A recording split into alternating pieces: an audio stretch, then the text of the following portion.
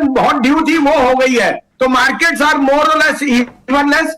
ये 480 के ऊपर कल परसों में कल खुलेगा तो ये फिर वापस मार्केट 200 पॉइंट की रैली आपको दिखाएगी। ये most of the bad news is in the price. अब आप चेष्टा करके लेने की चेष्टा कीजिए some of the power stocks. REC PFC में कोई भी करेक्शन आए तो लीजिए, जैसे आज 4%। Same is the case with Tata power and same is the case with IOC. ये तीनों चारों शेयरों यहां से बहुत अच्छे रिटर्न देंगे आपको। ठीक है, तो यानी आप यहां से कह रहे हैं कि मिड कैप में जो करेक्शन दिख रही थी, जो होनी थी, बहुत समय से फ्रॉथी बात हो रही थी, वैल्यूएशन स्ट्रेच है, फ्रॉड बहुत ज्यादा, वो पूरी हो चुकी है।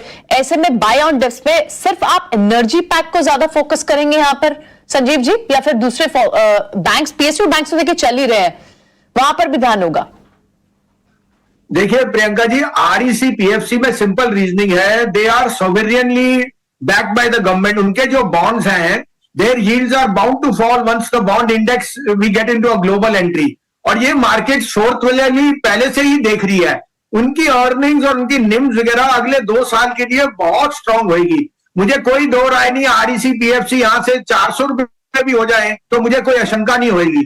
दूसरी बात, री rating is on the back के आपके फाइनेंशियल अच्छे हैं, and like I said REC, PFC, NTPC are 3 bond companies which have issued bond which are sovereign guarantees। अगर बॉन्ड में जिस तरह से इंक्लूजन की बात हो रही है, the first companies to make it there will be these 3, and when yields fall for them their net interest margins go up। तो ये एक थोड़ी सी लंबी स्टोरी है, लेकिन मैं आपको ये कह सकता हूं कि आप क्वालिटी को जब लेने में आए तो यही मौका होता है जब फियर होए और 3-4%।